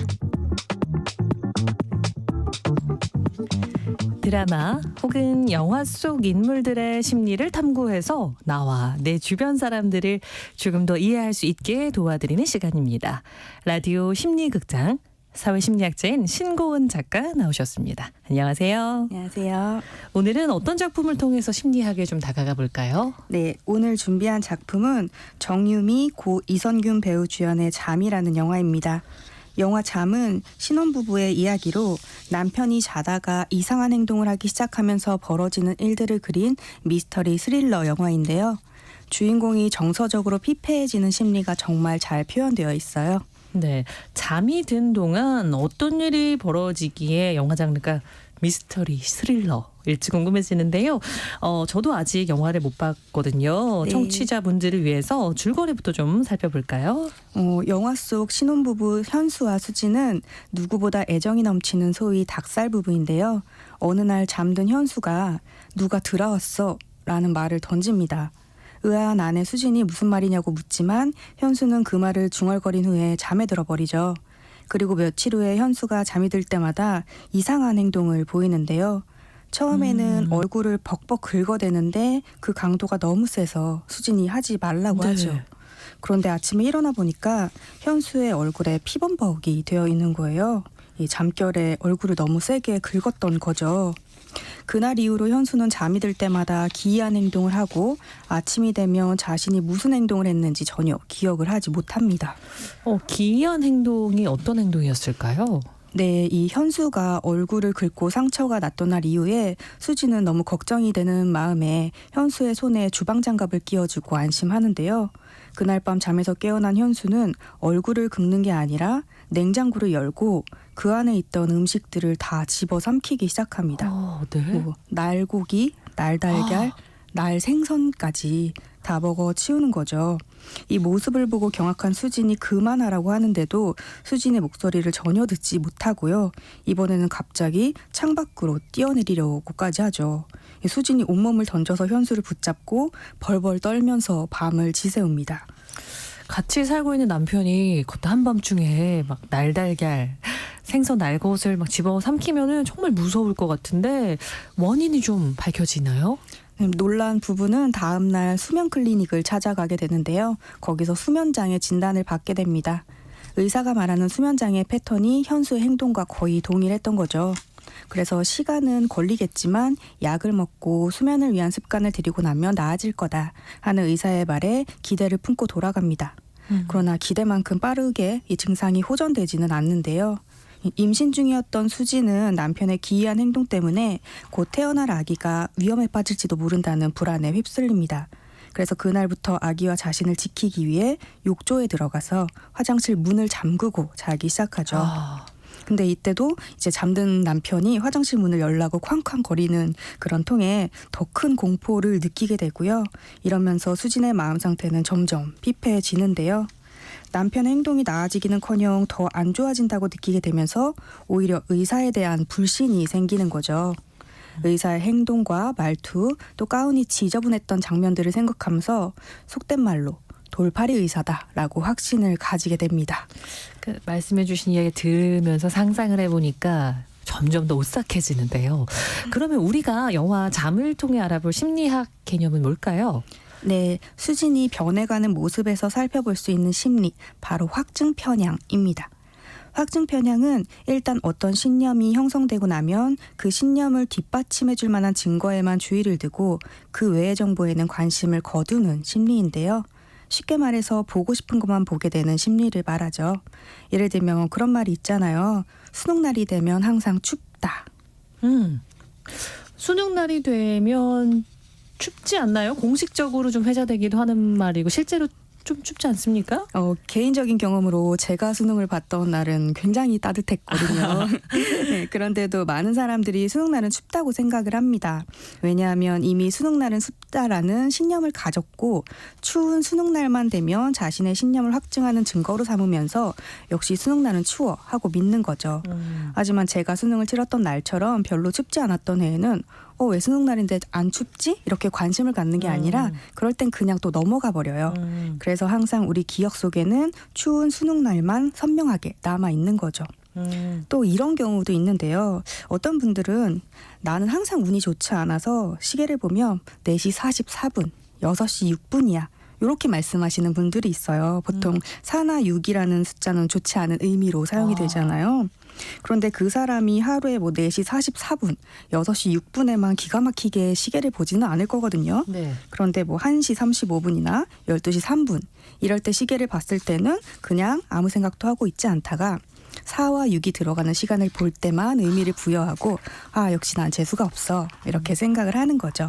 이렇게 우리 마음 상태를 잘 들여다보면 사실 객관적인 증거와 팩트로 세상을 바라보는 것 같지만 선택적으로 내가 채택하고 싶은 증거만 보면서 편향된 시선을 가지고 있다는 걸 알아야 합니다. 오늘은 보고 싶은 것만 보게 되는 심리, 확증 편향에 대해 이야기 나눠볼 예정인데요. 평소 상황을 객관적으로 보는 일이 어렵다.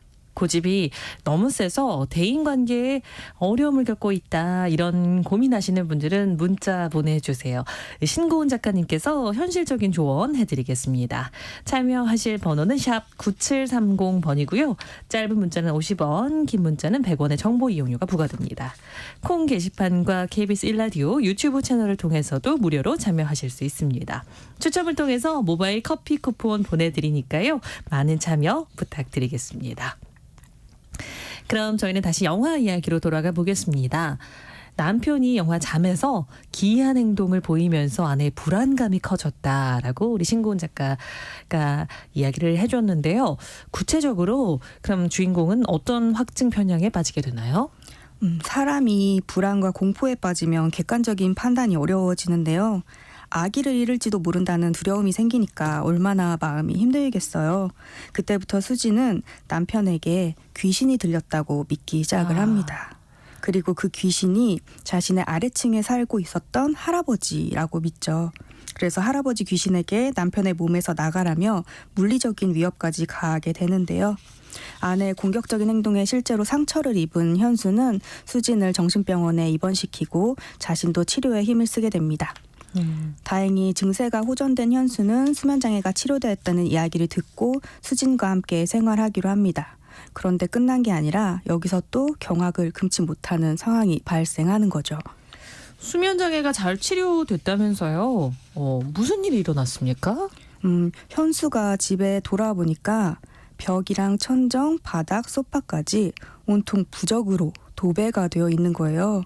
그러니까 수진의 마음에는 변화가 전혀 없었던 거죠. 여전히 남편 현수에게 할아버지 귀신이 들어있다고 믿은 건데요.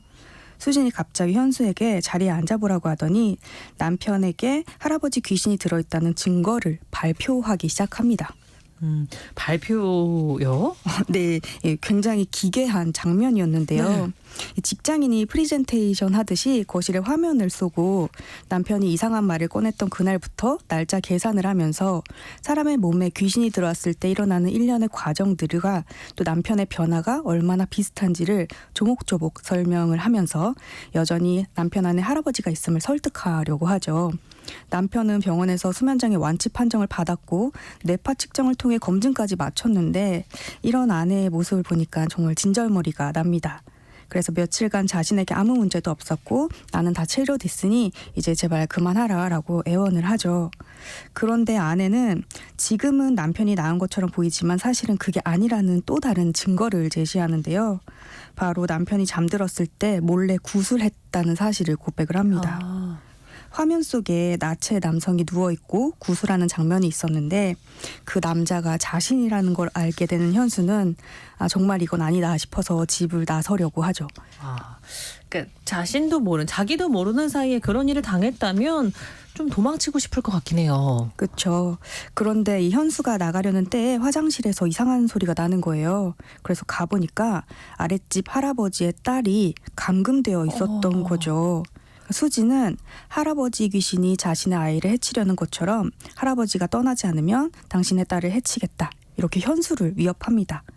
그런데 할아버지가 아닌 현수는 그런 수진을 도무지 이해할 수가 없는 거죠. 결말이 궁금한데요. 그래도 좀 스포일러를 할 수 없으니까 이 부분은 좀 남겨놓도록 하겠습니다. 영화이기 때문에 물론 좀 더 극단적인 상황이 연출된 거겠지만 확증 편향에 빠지면 안 되겠다 이런 생각이 드네요. 네, 그러기 위해서는 확증 편향이 일어나는 이유부터 알아봐야겠죠.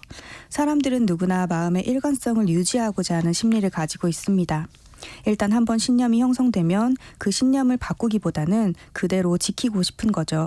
그래서 신념과 어긋나는 증거는 무의식적으로 보지 않고 신념을 지킬 수 있는 증거만 주의 깊게 보게 되는 겁니다.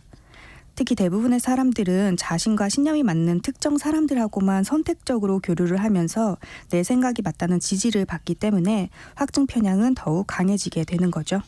SNS도 확증 편향에 적지 않은 영향을 주고 있다면서요? 맞습니다. 이 알고리즘이라고 하죠. 평소 관심 있어하는 분야, 클릭했거나 검색했거나 반응을 한 게시글을 토대로 그 사람의 관심 분야를 더 많이 노출시키는 시스템으로 SNS가 운영되는데요.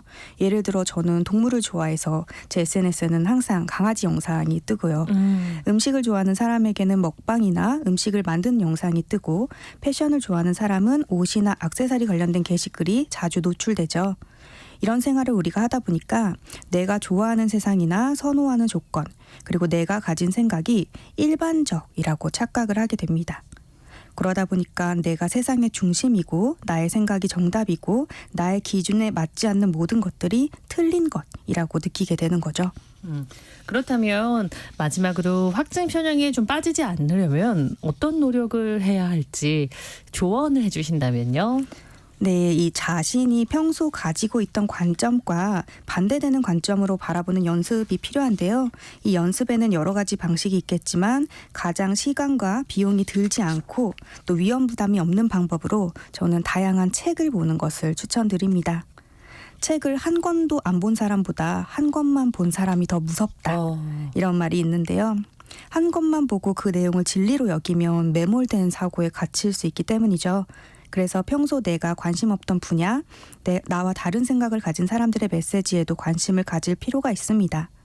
보통 내 신념이 틀리면 어쩌지 이 두려워하는 사람들이 반대되는 증거에 귀를 막게 되거든요. 그래서 오히려 나의 신념을 확신하기 위해서라도 나와 다른 관점의 세상에 발도 담궈보고 또 어떤 의견은 수용도 해보고 나와 다른 의견을 마주할 때는 틀렸다가 아니라 너는 그렇구나 나는 이런데 하면서 틀림이 아닌 다름을 인정하는 연습도 해야겠죠. 네. 오늘 방송을 들으면서 나도 모르게 너무 좀 한쪽에 치우친 생각을 하던 게 아닌가 스스로를 되돌아보고 있는 분들도 많이 계실 것 같은데요. 상황을 객관적으로 보는 일이 어렵다거나 고집이 너무 세서 대인관계에 어려움을 겪고 계신 분들 또 확증 편향과 관련해 궁금증이 있으시다면 계속해서 저희 문자 보내주세요. 그럼 이쯤에서 노래 한 곡 듣고 신고은 작가의 심리학 처방 받아보도록 하겠습니다. 박혜경이 부릅니다. 그녀를 믿지 마세요. 박혜경의 그녀를 믿지 마세요. 노래 함께 들었고요. 노래 나가는 사이에 많은 분들이 문자 보내주셨습니다. 가장 먼저 3143 뒷번호 쓰시는 분께서 저는 사람한테 한번 선입견을 가지면 그 이미지가 잘 바뀌질 않아요. 분명 좋은 점이 있다는 걸 알면서도 부정적인 점이 좀 부각돼 보이는데 이럴 땐 어떻게 해야 하나요? 인간관계가 점점 좁아지네요. 라고 하셨는데 우리 신고은 작가님 어떻게 해야 될까요? 첫인상이 주는 이제 한번 형성이 된 인상이 진짜 강하게 유지된다는 연구 결과는 원래 많이 있어요. 그래서 내가 어떤 사람에 대해서 딱 나쁜 사람이다라고 이미 인상이 형성이 되면 참 바뀌기 어려운 게 당연한 일이긴 한데요. 지금 사연에서 말씀하신 것처럼 모든 사람들의 나쁜 모습들을 자꾸 보기만 하던 관계가 계속 해지니까요. 의도적으로 칭찬거리를 찾아서 억지로라도 좀 좋은 말을 한번 건네보시는 걸 추천을 드립니다. 왜냐하면 부정적인 게 보인다는 건 사실 부정적인 모습이 있기는 있다는 거예요. 그런데 말씀하셨던 것처럼 좋은 점도 있는데 내가 자꾸 목소리로 좋은 점을 표현을 해주면 그 사람이 아 나에게도 이런 모습이 있구나 하면서 그 좋은 모습을 더 많이 드러내 줄 거예요. 그래서 듣는 사람도 기분이 좋아지고 나도 다른 사람에 대해서 긍정적인 이야기를 하면서 마음이 조금 바뀌어질 수 있기 때문에 의도적으로 사소한 거라도 칭찬거리를 만들어서 한번 건네보시는 게 어떨까 싶습니다. 가까운 가족에게 해봐도 좋을 것 같다는 생각이 들고요. 8976님, 우리가 흔히 이야기하는 머피 법칙이나 징크스 같은 것도 확증 편향과 연관이 있는 걸까요? 네, 이 징크스는 이제 학습과도 관련이 있어요. 내가 어떤 상황과 조건이 잘 맞아 떨어졌을 때, 아, 이런 상황에서 이런 일이 벌어진다. 예를 들면 빨간 속옷을 입고 나갔는데 그날 시험을 잘 봤다. 그러면 빨간 속옷을 입어야지만 시험을 잘 본다라는 그런 신념이 형성이 되겠죠. 살다 보면은 검은색 속옷을 입고 나갔는데도 시험 잘 보는 날도 있을 텐데 네. 그날은 신경을 안 쓰고 넘어갔다가 검은 속옷을 입고 시험에 망친 날 되면은 역시 나한테는 이런 징크스가 있어 이렇게 생각을 하게 될 수도 있어요. 그래서 이것도 하나의 확증 편향이 될 수 있는데 심리학에서는 이 징크스를 나쁘게 보지는 않고요. 오히려 잘 활용하라고 이야기를 해요. 왜냐하면 징크스대로 내가 행동을 하면 오히려 불안한 상황에서 좀 벗어날 수 있어요. 예를 들면 뭐 빨간 속옷을 입는 건 어려운 일이 아니죠. 네. 그런데 내가 굳이 난 이런 미신적인 거 안 믿을 거야. 오늘 검정색 속옷을 입고 이걸 극복할 거야. 이렇게 했다가 불안해지면 오히려 그 일을 극복하기가 어려워질 수 있기 때문에 돈이 너무 많이 들거나 또 누군가한테 손해를 입히는 게 아니라면 오히려 징크스를 잘 활용을 해서 내 마음을 편하게 하고 과제를 조금 더 잘 하게 되는 게 낫다라고 추천드리고 있죠. 비슷한 고민을 보내주신 분이 또 있습니다. 뒷번호 3607 쓰시는 분. 저희 딸은 아침에 출근할 때 오늘은 기분이 들뜨면 상사에게 꼭 꾸중을 듣게 된다 하더라고요. 그래서 기분이 좋은 걸 오히려 좀 경계하던데요. 이런 것도 확증 편향성인가요? 확증 편향이 될 수도 있고 이런 것도 있어요. 사람이 감정에 좀 평형을 이루게 하기 위해서 뇌가 노력을 한다고 해요. 그래서 너무 기분이 좋아지면 조금 그 감정을 떨어뜨리기 위해서 불안한 생각을 좀 끌어낸대요. 그래서 예를 들면 우리가 막 귀여운 거 보면 막 때리고 싶은 막 깨물어주고 싶고 막 이런 생각이 귀여운 공격성이라고 하거든요. 네. 너무 기분이 좋으면 오히려 이걸 평형을 맞추기 위해서 좀 나쁜 생각이 올라온다고 해요. 그래서 아침에 너무 기분이 좋았을 때 오늘 조금 안 좋은 일이 생기는 거 아니야? 그런 것들이 이제 회사를 출근하다 보니까 혼나는 거 아니야? 이렇게 생각이 연결될 수도 있는데 기분이 좋은 걸 계속 유지해도 혼나지 않는 경험을 여러 번 해보시면 이 생각은 조금 깨지지 않을까 싶습니다. 네, 그리고 끝으로 3467님 아들이 특정 이슈에 대해 확증 편향이 있어 좀 피곤합니다. 어떻게 고쳐줘야 할까요? SNS를 못하게 할 수도 없고 고민이네요. 네, 이 확증 편향은 고치기 어렵습니다. 네. 나의 확증 편향은 내가 조금 편향된 사고를 가지고 있다라고 생각이 든다면 그때는 자꾸만 고치기 위해서 노력을 할 수 있지만 우리가 다른 사람이 이 사람의 신념을 바꿔준다는 건 굉장히 어려워요. 특히 이 확증 편향은 감정과 관련된 부분이기 때문에 논리적인 접근으로는 전혀 변화를 시킬 수가 없고요. 증거는 다 이렇게 필터링이 되기 때문에 그런데 확증 편향이 딱 바뀌게 되는 경우가 정말 신선한 충격이나 통찰을 얻게 될 때 확 뒤집어지는 경우가 있거든요. 그래서 어떤 이슈에 확증 편향이 있는지는 제가 알지 못하지만 요거와 반대되는 약간 충격적인 생각을 할 수 있는 뭐 영화나 드라마나 이런 매체를 통해서 전달을 해야지 우리 부모님께서 아이들한테 잔소리처럼 증거를 대고 그러면 오히려 역효과가 있을 수 있다 이렇게 말씀드리고 싶네요.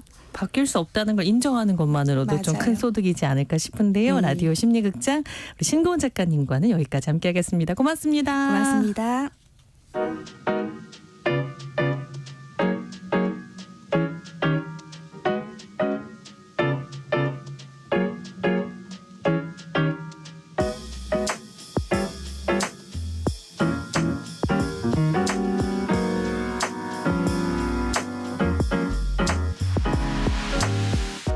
나른한 오후 커피 한 잔에 담긴 향긋한 역사를 풀어드립니다.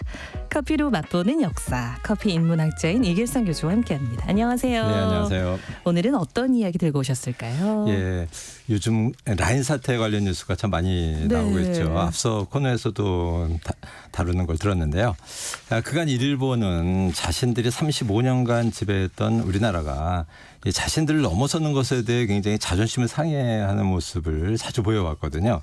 뭐 가전 산업이나 뭐 한류 뭐 이런 게 대표적이죠. 이번 사태도 비슷한 경우라고 봐야겠죠. 예, 그런데 일본이 고대로부터 이 한반도에서 문화를 전수받아서 문명국이 된 1000년이 넘는 긴 역사를 생각해 보면 사실 식민지 지배 수십 년은 별거 아니거든요. 식민지 시대에는 뭐 일본이 근대화를 먼저 이뤘기 때문에 일본을 통해서 우리가 근대 문화를 접하는 것은 뭐 당연한 거였죠. 그런데 식민지 지배하에서도 우리나라에서 먼저 시작된 근대 문화가 없었던 것은 아닙니다. 어떤 문화일까요? 예, 커피와 관련된 문화 중에 그런 게 있습니다. 바로 이 다방 문화입니다. 다방 문화는 말씀해 주신 배경으로 그러면 우리나라에서 먼저 만들어진 문화인 거죠? 네. 네, 커피를 시켜서 장시간 앉아 있을 수 있는 이 다방은 끽다점이나 카페와는 달리 우리나라에서 먼저 만들어진 문화입니다. 네. 당시 우리나라에서 커피를 마시는 업소는 크게 세 가지 형태였는데요. 첫째는 독일인들이 시작한 베이커리 카페로 이 빵과 커피를 함께 파는 뭐 휴게소 형식이었고요. 두 번째는 일본식 끽다점인데요. 음식이 주고 커피는 부수적인 장소였습니다. 세 번째는 카페입니다. 역시 일본을 통해 들어왔는데 여기서는 커피보다는 술이나 여성 도우미가 주인공이었죠. 그러니까 이 세 가지 형태의 커피 판매점에서 커피는 주인공이 아니었다는 거죠. 게다가 1920년대가 되면서 일본 경제가 좋아지고 이제 소비가 증가하면서 이런 업소들이 뭐 크게 번창합니다. 네. 시설이 화려해지고 식음료가 가격이 올라가고 서비스는 또 퇴폐화되죠. 문제는 이렇게 화려해지고 비싼 업소를 출입하기 어려운 사람들이었는데요. 특히 가난한 못보나 목걸들은 갈 곳이 마땅치 않았습니다. 못보, 목걸 저한테는 좀 생경한 말들이긴 네네. 한데요. 어떤 뜻일까요? 이게 줄임말이에요. 당시에도 이런 줄임말이 유행을 해서 모던 보이를 못보, 모던 걸을 못걸이라고 불렀습니다. 네. 정서적으로는 이제 서양식 옷을 입고 뭐 서양식 음식을 먹고 서양식 음악을 들으면서 커피를 한 잔 마시고 싶은데 주머니 속에는 돈이 없는 이 못보와 못걸들은 갈 곳이 점점 없어진 거죠. 그래서 생긴 게 다방인가요? 네네, 그렇습니다. 이 돈 많은 일본인과 돈 없는 조선인 사이에 일종의 양극화 현상이 벌어진 셈이죠. 먼저 힘들었던 것이 주당들이죠. 술값, 뭐 팁, 세금 등이 오르면서 술을 좋아하는 가난한 주당들이 갈 곳이 없어진 겁니다. 이들이 찾기 시작하면서 유행한 것이 선술집이죠. 앉지 않고 선체로 술을 마실 수 있는 선술집이 많아진 것이 바로 1920년대입니다. 예, 당시에 술을 즐기는 사람들을 주당이라고 불렀고요. 이때 커피를 즐기는 사람들을 부르는 명칭도 새로 생깁니다. 뭐 짐작하실 수 있겠죠? 술을 즐기는 사람들 주당이니까 네. 커피 한자가 있을 커피당은 아니겠죠? 네, 맞습니다. 커피당이에요. 아. 커피당 혹은 가배당이라고 불렀는데요.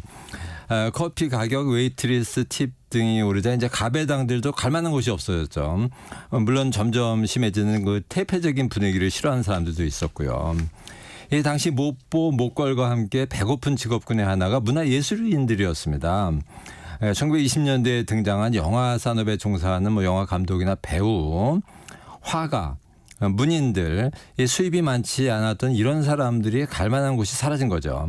뭐 이런 사람들이 커피 한 잔 시켜놓고 긴 시간 머무를 수 있는 장소로 등장한 것이 바로 다방입니다. 네, 커피를 마시면서 긴 시간을 보낼 수 있는 다방 문화가 우리나라에 있었지만 일본에는 없었던 건가요? 네, 물론 일본에서도 기존의 끽다점과는 좀 달리 커피를 주로 파는 이른바 순끽다점, 일본어로 준키샤라는 것이 등장을 했는데요. 일본인이 쓴 커피 역사책 중에서 가장 유명한 탄베 유키히로의 커피 세계사에 보면 이 준키샤라는 건전한 업소가 등장한 것이 1930년대 전반이었다고 나옵니다. 네. 물론 우리나라에 등장한 다방과는 달리 일본의 준키샤에서는 음식도 팔았죠. 지금까지 이어져 오고 있는 일본 끽다점 문화라고 할 수 있습니다. 그러니까 커피가 중심인 다방이 생긴 게 일본보다 우리가 먼저다라는 말씀인 그런 거죠. 얘기입니다. 네, 우리나라에 커피를 주로 파는 이 건전한 다방이 처음 등장한 것이 일본보다 10년 빠른 1923년경입니다. 물론 처음에는 일본인들이 주로 거주하던 서울의 충무로나 명동 일대 그리고 부산의 그 일본인 밀집 지역에 등장을 했죠. 예컨대 부산 대정공원 내에 있었던 견청 다실, 네. 서울 충무로 3가에 등장한 후타미 티룸, 그리고 충무로 2가에 있던 금강산 뭐 등입니다. 대체로 이들 초기 다방은 1923년에서 1926년 사이에 등장한 것으로 알려져 있는데요. 이런 업소들에는 음식이나 술이 없었고 웨이트리스의 대표적인 서비스도 없었습니다. 대표적인 것이 충무로 2가에 있던 금강산인데요.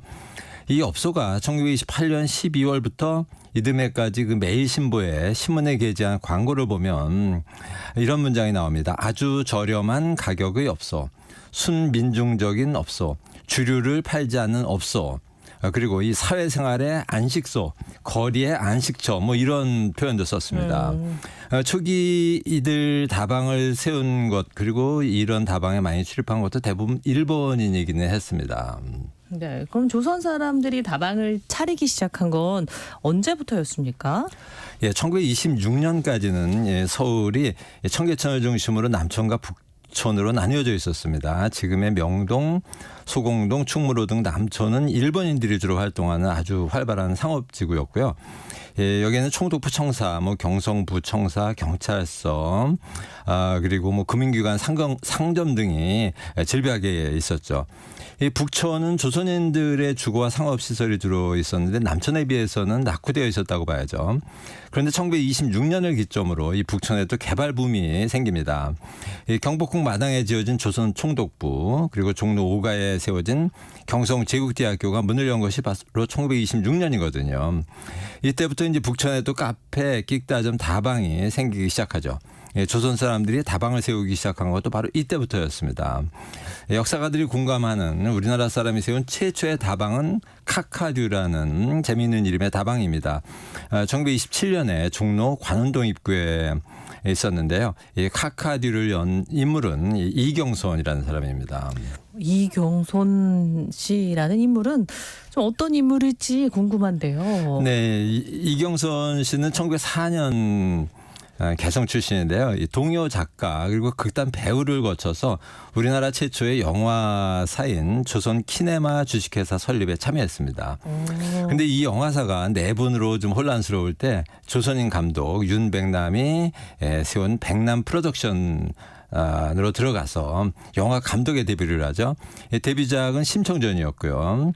영화 아리랑의 주인공으로 유명한 그 나운규를 발탁한 것이 바로 이경손 감독이고 또 소설 상록수의 작가인 시문을 장한몽이라는 영화에서 배우로 기용한 것도 이경손입니다. 1926년작인 그 장한몽에서 시문이 맡았던 역이 심순애의 애인 이수일 역이었죠.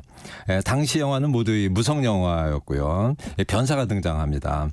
그런데 변사도 남천과 북천이 달랐어요. 북촌에서는 변사가 조선어로 낭독을 해서 관객들을 울렸는데 남촌에서는 변사가 일본어로 또 낭독을 했습니다. 1935년 영화 춘향전에서 이제 우리나라 최초의 발성 영화, 소리가 들리는 영화가 등장을 했습니다. 그럼 영화 감독으로도 활동이 활발했던 이경순 씨가 어떤 이유로 어떻게 하다가 다방을 차리게 된 걸까요? 네, 이경순은 영화 감독으로 크게 성공하지를 못했어요. 결국 1930년에 이제 상하이를 거쳐서 태국으로 가서 정착을 하는데요. 이경순이 해외로 떠나기 전에 2년 정도 운영한 다방이 바로 카카듀였습니다. 이 다방이 유명했던 것은 동업자였던 하와이 출신의 미스 현 덕분이었는데요.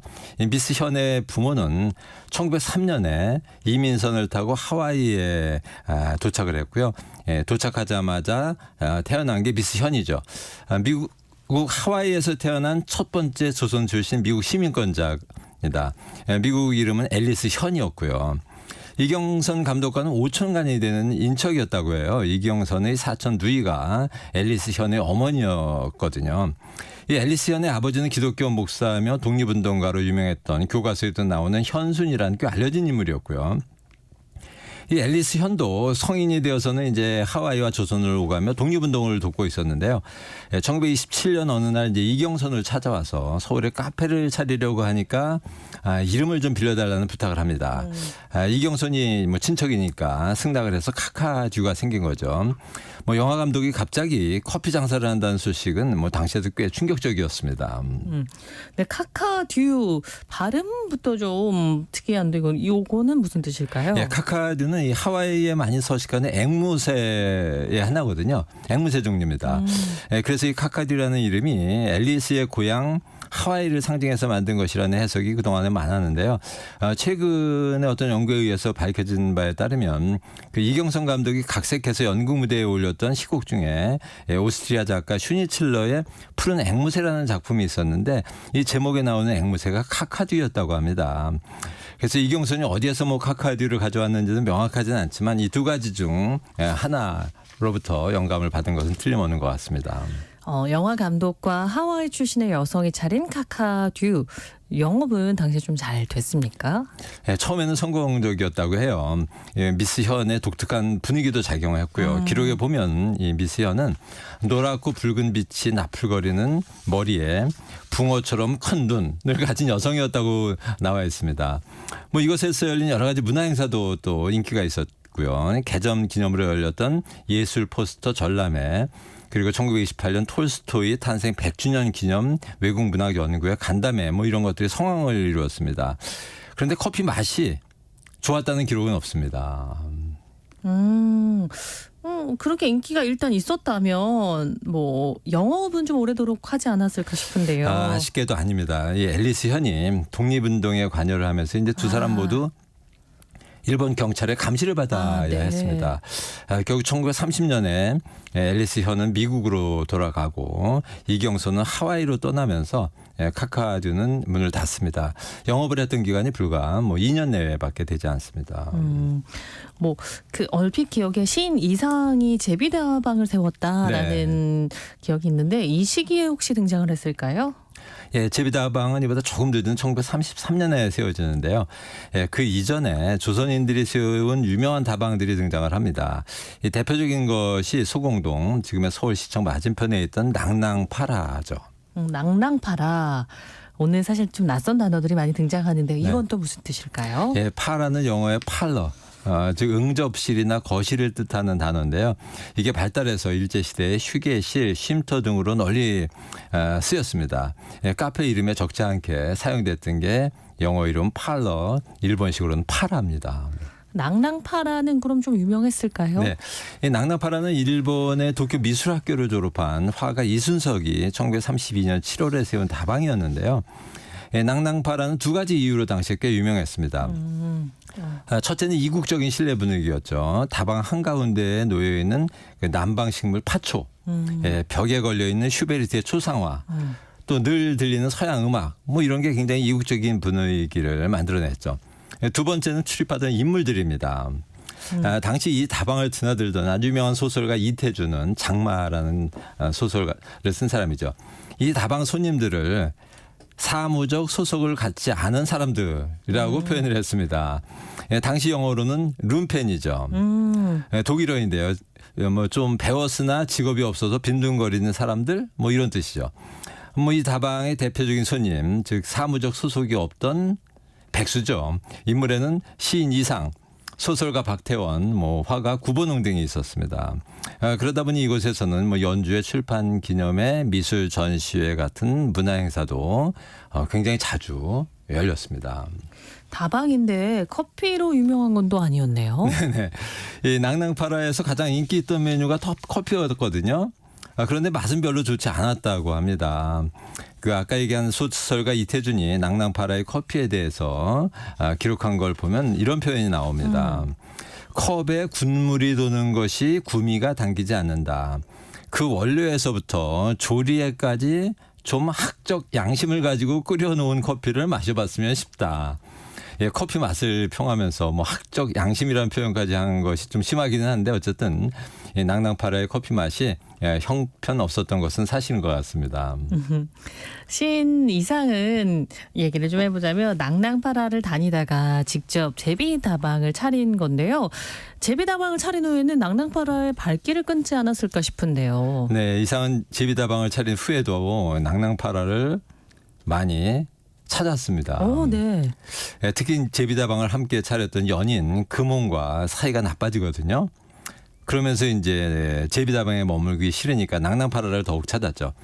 제비다방은 금홍에게 맡겨놓고요. 당연히 제비다방의 장사가 잘 될 리가 없었죠.